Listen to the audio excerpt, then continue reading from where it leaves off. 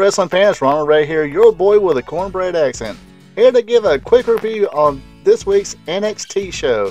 NXT, of course, is the developmental show for the WWE.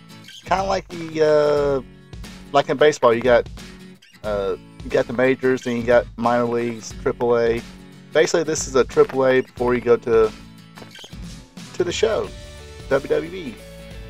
And I will admit, the only reason I had an interest in seeing this is just to see what they'll do tonight. Kind of gave that old, just a little bit, that old Monday Night War vibe, because AEW had their Dynamite show, NXT, with the main roster people was going to make an appearance on the NXT show. So I thought I'd take a listen.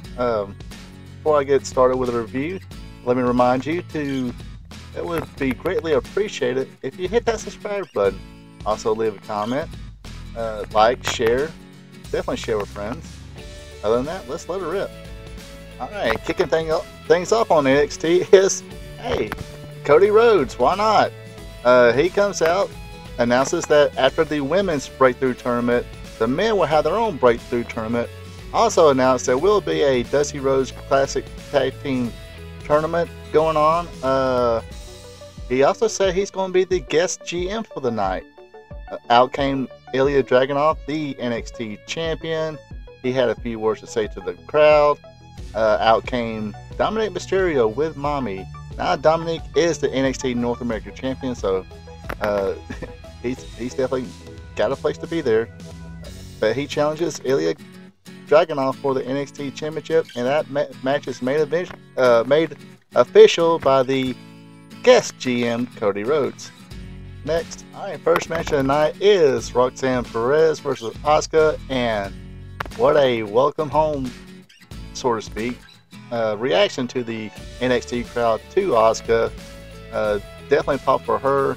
Asuka also in this match, such a pro. She gave Perez so much. I mean, I don't know how Perez's skill set is, but you know, this seemed like Asuka was very patient, worked along her skill level, and gave her a lot in the match. But in the end, Asuka kicked her in the back of the head, won the match, but gave her respect for her part in the match. Next. Alright, next match is a pub rules, basically anything goes match here. Had a bunch of weapons. This was the Brawling Brutes going up against Gallus. Like I said, not that familiar with Gallus. Looked like a pretty fun match though. They used pull sticks, you know, bar stools, you name it, they used it. Only a couple little fancy little dives here. Butch hit a moonsault. One of the Gallus members did flip over. I think it was Wolf something. Sorry, I'm not that familiar. I didn't write it in my notes. I apologize.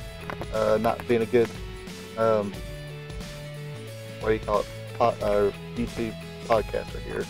But anyway, the Brawling Brutes will wind up winning this match with a triple powerbomb through a table. Like I said, this was a fun match. Crowd was definitely into it. And so far, this show has been really good. Well, I wouldn't say really good. I was to say really, it was a really fun watch so far. Next. Alright, next out is John Cena. And this was, again, this entertaining part. The fans kind of made this one too. The fans were actually singing or rapping John Cena's entrance music. I still think the crowd singing Judas is way cooler, but this don't really happen too much.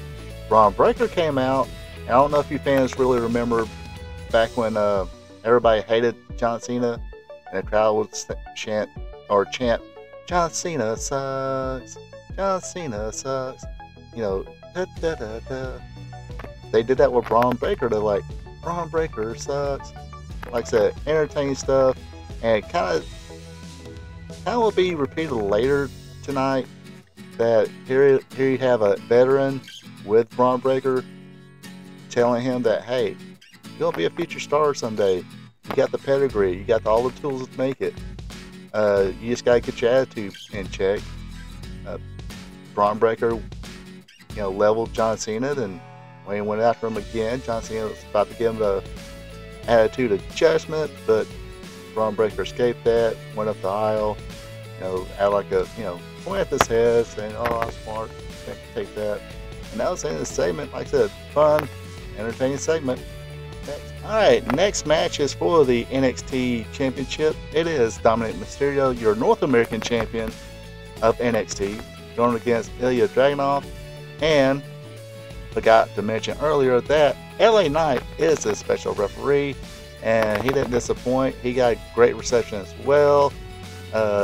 During the end, JD came out. Rhea tried to interfere too.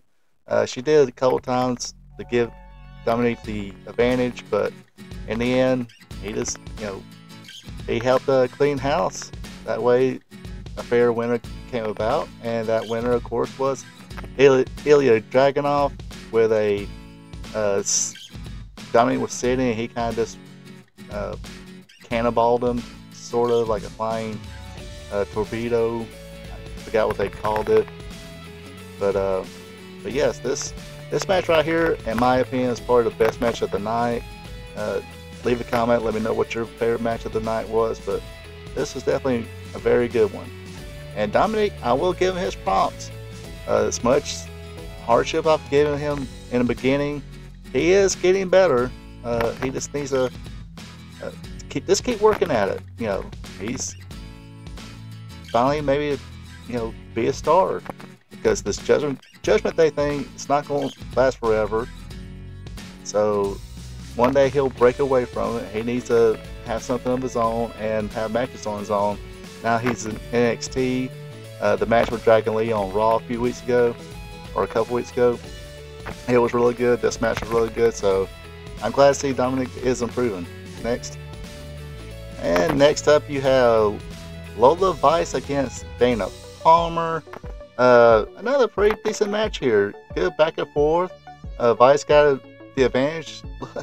Almost looked like she kicked her in the, Vice kicked Palmer in the coochie, but it was the stomach. I've seen the picture. It was like, okay, it's more, but on TV it just looked like it, caught her right in the cooch. Anyway, Palmer will hit the comeback button, but too little, too late. Vice won after a spinning roundhouse kick. Like short match, not long. Palmer got to shine a little bit, but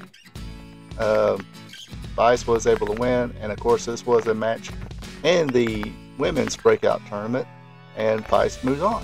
Next. Alright, main event time. It is Carmelo Hayes with John Cena in his corner, going against Braun Breaker, the son of Rick Steiner, and in his corner is Paul Heyman.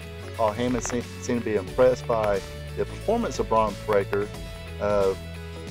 Match, I guess he was on the phone a lot with the Tribal Chief Roman Reigns. In the end there, looked like Solo Sikoa was about to interfere, but John Cena was there to get that out of the way. Hayes will win with a top rope famouser.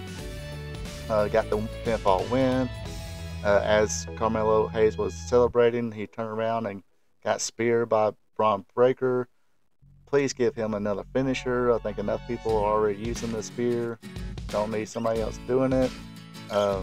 He did one cool move, but I know he had like Carmelo Hayes in the Gorilla Press Slam. Then kind of call for a Power Slam. Don't think he'll be able to do that with a lot of people. I know there was a cool move way back when. I don't know if anybody uses it or not. It was called the Meltdown. It was used by Brian Clark when he was Wrath in WCW. But basically, he had him in a pop handle, hooked him, sprung him up, then power slammed him. Again, Breaker, he is probably strong, but not going to be able to get everybody like that. So, gotta give him something, But yes, Braun Breaker with a spear coming out of Hayes. He'd get on the mic saying, win or lose, I'm still the one badass in WWE. And the bell tones. We hear a motorcycle rev up. Then Kid Rock's American Badass plays. Out comes The Undertaker. He gets in there and again he says, look kid, you got all the tools. You're going to be a future star someday, but you're not the badass right now. I forgot his exact words, but you're gonna, basically, yeah, you're gonna be one of the toughest, but not tonight. And he gave him one of those, soup bones to the jaw, choke slammed him, got back on the mic, and said, "Always remember, young fella, there's always gonna be an old guy that's gonna be a little tougher." And that, hey, it's always gonna be the Undertaker in a lot of people's eyes. And you kind of, I think somebody had like a little theory about that. That wasn't just about Braun Breaker. Apparently, that's probably a little nod towards AEW too. It's like you're a company, dude. You got a lot of potential to be good, but you're not as bad as us. Yeah. But anyway, like I said, this was a fun show to watch. I remember while I was watching No Mercy, I was at some friend's house. We was hanging out. We was watching. We wasn't feeling it. We seen the Dominique match. That was pretty good, but we weren't feeling of it. It was kind of a flop. So we turned it on Collision, and that show was okay. But this episode in NXT, and I asked on Twitter, like I said, I asked on Twitter, which you can follow me on RPTV at 46 on Twitter. I asked, it's like, hey, is all their shows this fun, or is it just this one? Because they got competition tonight. And somebody pointed out, so yeah, usually their shows are really fun to watch. So, and it seemed like everybody was on their A game. I don't know if it was because the veterans and the main event people were in there, gave them a good pep talk. Could have been Paul Heyman. He's synonymous with giving talent that rah-rah, Kirby Smart type, pep talk to go out there and rock the house. Don't know what it was, but it worked. So anyway, like I said, that's my opinion of this week's NXT.